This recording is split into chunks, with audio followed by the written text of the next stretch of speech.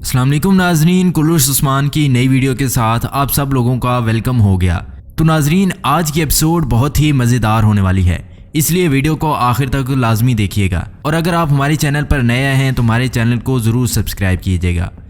नाजरीन, इस एपिसोड के आगाज़ में महमद कह रहा था कि मैं तुम लोगों के पास बड़ा वादा लेकर आया हूँ। अब से तुम लोग लूट मार नहीं करोगे और इतना पैसा कमाओगे कि तुम्हारी अक्ल दंग रह जाएगी। ये सुनकर एक आदमी कहता है, तुम्हारी तकरीर तो बहुत खूबसूरत है, बताओ ये कैसे होगा। तो महमद कहता है, अब तुम याकूब साहब की नहीं बल्कि उस्मान साहब की बैत करोगे। ये सुनकर दूसरा आदमी कहता है, हम ऐसा क्यों करेंगे। तो महमद अपने सिपाहियों को इशारा करता है, जिसके बाद वो सोने के सिक्कों से भरे 3 संदूक उनके सामने रख देते हैं।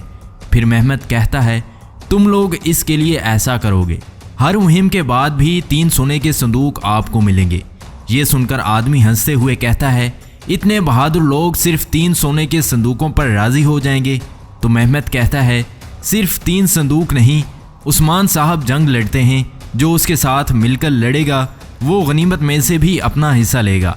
फिर दूसरा आदमी कहता है, ये हमारी जान का सौदा है, हमें हर मुहिम के 5 सोने के संदूक चाहिए। तो उस वक्त महमद अपने सिपाहियों को मजीद संदूक लाने को कहता है, तो वो मजीद 3 संदूक लाकर उनके सामने रख देते हैं। इसके बाद संजाक्सिस वाले रजामंद हो जाते हैं। एक आदमी हैरान होकर पूछता है, इस मामले में तुम्हारी क्या दिलचस्पी है, तुम हमसे क्या चाहते हो।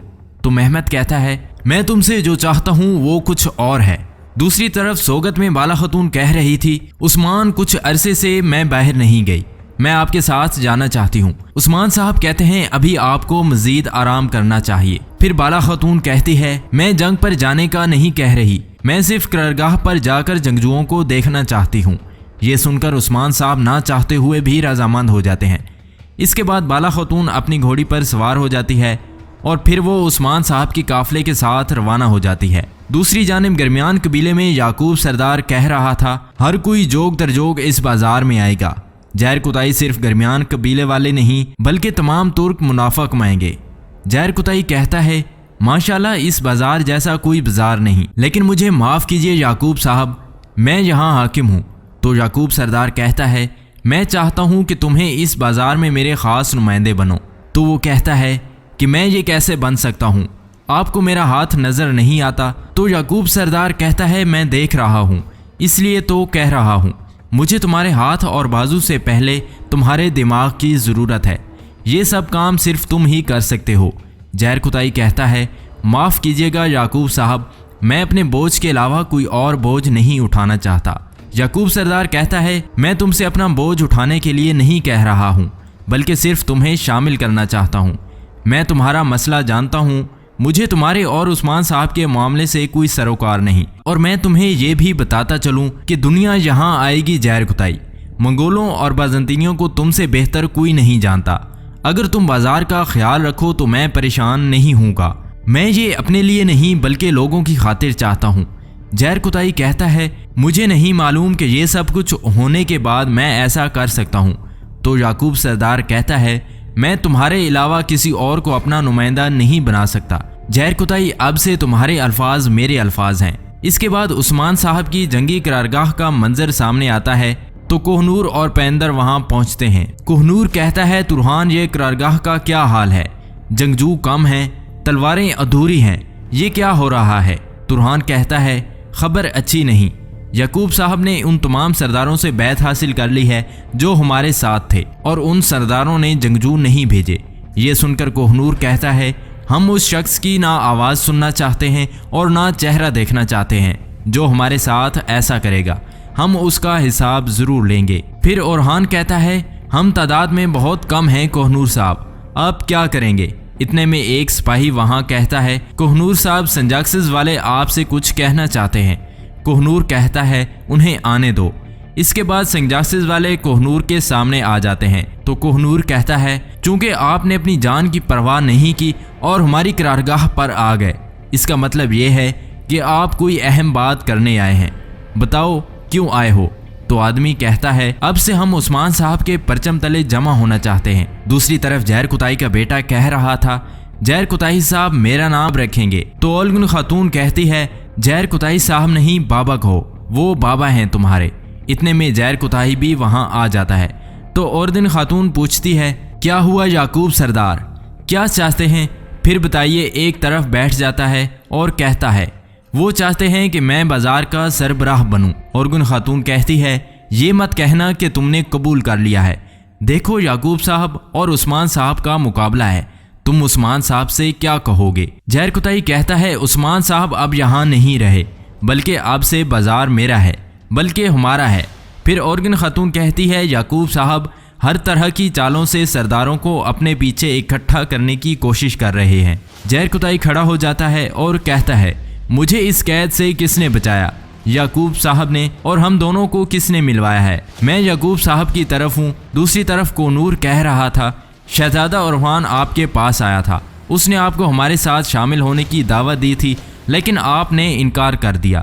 اب ایسا کیا ہوا کہ آپ پیچھے ہٹنے پر مجبور ہو گئے؟ ایک آدمی کہتا ہے جس کو ہم اپنا بھائی سمجھتے تھے انہوں نے ہمیں دھوکہ دیا، اور دوسرا آدمی پھر کہتا ہے ہمارا حال دیکھیں، ہم شکست خوردہ نہیں بلکہ فاتح ہیں، ہمارے پاس جگہ ہے اور سونا ہے۔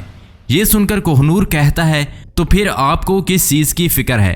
آپ کیوں عثمان صاحب کے پیچھے کھڑا ہونا چاہتے ہیں؟ تو آدمی کہتا ہے جب ہم شہادت کی موت مر سکتے ہیں تو ہم کسی غدار کے خنجر سے کیوں مریں؟ پھر کوہنور کہتا ہے عثمان صاحب کے آنے تک آپ انتظار کریں، وہی آپ کا فیصلہ کریں گے۔ دوسری جانب عثمان صاحب کا قافلہ قرارگاہ کی جانب روانہ تھا، جبکہ اورحان اپنے سپاہیوں کے ساتھ جنگل میں پہنچ چکا تھا اور خزانے کی تلاش میں تھا۔ ایک جگہ رک کر وہ گھوڑے سے نیچے اترتا ہے اور اپنے سپاہیوں کو کہتا ہے یہی جگہ ہے، ارد گرد تلاشی کرو۔ کچھ دیر بعد اورحان کو ایک تیر کا نشان مل جاتا ہے، جسے دیکھ کر وہ کافی خوش ہو جاتا ہے۔ ادھر محمد کہہ رہا تھا اتماجہ اسے خزانہ حاصل کرنے مت دینا، تو اتماجہ کہتا ہے ہم اپنی جانیں قربان کر دیں گے محمد صاحب۔ ادھر اورحان ایک دروازے پر پہنچ جاتا ہے اور کہتا ہے مال گاڑی لے کر آئیں اور سب محتاط رہیں، ہم نہیں جانتے کہ اندر کیا ہے۔ کچھ ہی دیر میں مال گاڑی کو وہاں لایا جاتا ہے جس کے اندر الوفیرا چھپی ہوئی تھی۔ دوسری جانب ملعون خاتون کا قافلہ گرمیان قبیلے میں پہنچ جاتا ہے، علاؤدین بھی ساتھ تھا۔ اسی طرح یعقوب سردار آہستہ سے پوچھ رہا تھا علاؤدین کیسا آدمی ہے؟ تو گونجا کہتی ہے یہ اتنا ہوشیار ہے کہ اسے کم نہیں سمجھا جا سکتا، میں نقشہ حاصل نہیں کر سکی کیونکہ میں نے اسے کم سمجھا، اس نے میری ہر تدبیر کو ناکام کر دیا۔ یعقوب سردار کہتا ہے اس کا مطلب یہ ہے اس نے آپ کو پریشان کیا، وہ خزانہ اس کے لیے نہیں چھوڑوں گا۔